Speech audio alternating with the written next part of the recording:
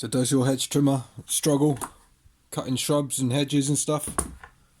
You finding it becoming hard work, not leaving a clean cut? So stay tuned, I'm going to show you how to sharpen this Makita hedge trimmer. This is a DUH502. Yeah, but these principles work for the majority of hedge trimmers out there. So I'm going to go through the basic tools to use: file, dremel, angle grinder, and show you how to sharpen with each one of those. So you'll probably notice it when you're cutting shrubs and stuff. You'll probably feel a bit of resistance. It's a telltale sign that the blades are getting a bit dull. It's good to actually come in and have a look at the blades close up. Now, these ones aren't too bad, but they're just starting to get a bit of a lip. And see on the end of that cutting edge there's just a little bit of a lip forming. That's a telltale sign. And when you look on the back of the blades, there'll be a bit of rounding over here, see? So that lip and that rounding won't create a nice scissor-like cut. So firstly, inspect how bad your blades are and what they're going to need. Obviously, if they're covered in loads of crap and sap and rubbish, it'd be a good idea to get them clean before you start sharpening. I'm going to do a separate video on that, so stay tuned, about different ways to clean blades. But these ones are pretty good, so don't need to worry about that. And obviously, if yours are really bad as well, you might want to consider taking the blades off completely from the gearbox and stripping them down and giving them a good service. But again, we're not going to do that today. We're just going to leave them on and do a light little sharpen. So when you're sharpening, say you're sharpening this one here and all this side, you want a bit of overhang. So you're not gonna, when you grind any of this down, you're not gonna eat into this bottom tooth.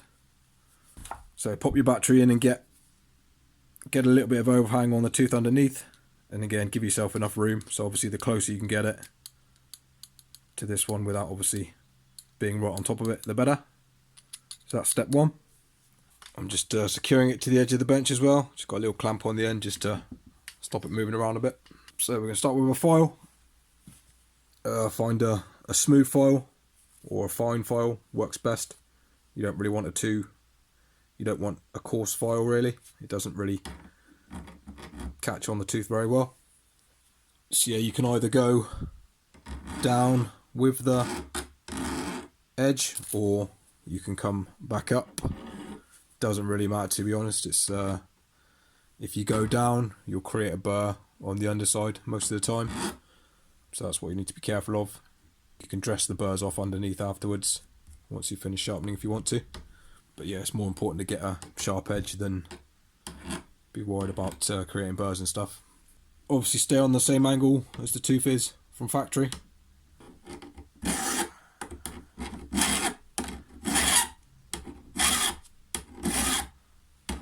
That's what you want to do. You just want to do nice sort of long strokes.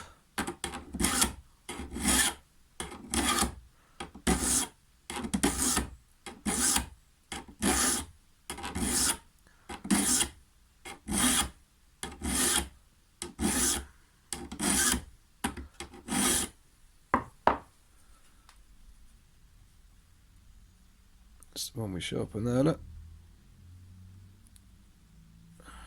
So ideally what you'd want to do as well is once you've done all the flat edges, you want to get a round file, chainsaw file or whatever.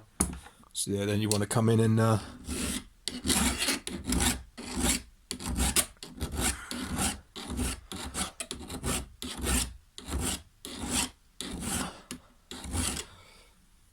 sharpen that radius bit, and that will provide the best quality of cut. If you haven't got a round file, don't worry about it, just file these flat bits. But yeah, if you want the best quality cut, you need to come in here with your flat file and then the round file for these corner bits right in there, which the flat file doesn't get.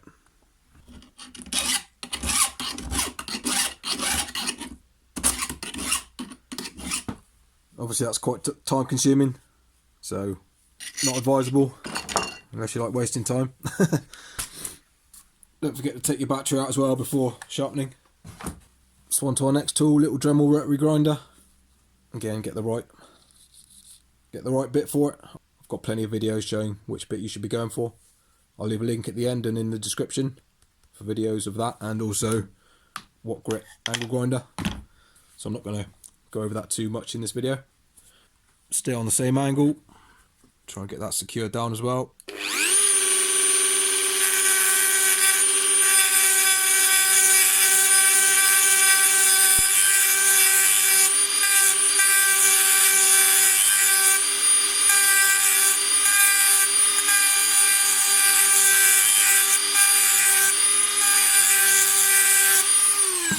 That's pretty quick. So there's that one there, and that gets in the corner as well, which is good. When you do use these as well, make sure you go far enough. If your blades are really bad, you need to make sure you're getting all this rounding off on the underside.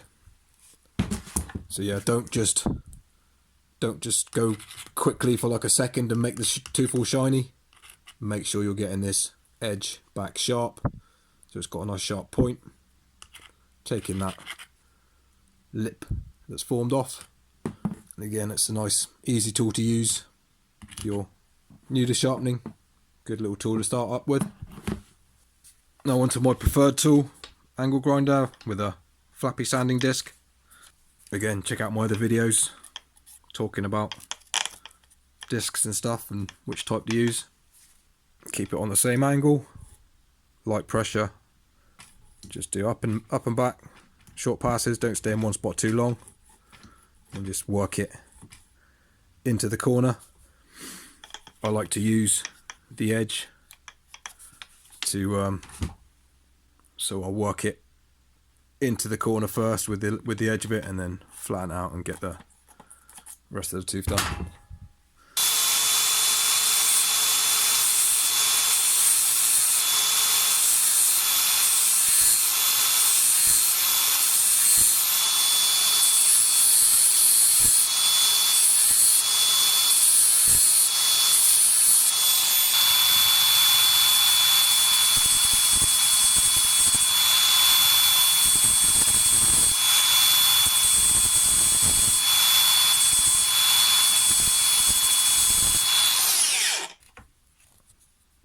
So that's the angle grinder one. That leaves probably the nicest finishes out of the three. So yeah, that one's the angle grinder, that one's your little Dremel, and that one's the hand file. If you have a lot of blades to sharpen, or you want to keep on top of your sharpening a bit more often, angle grinder's a great tool. Once you get proficient with it, it's hard to go back to the other tools.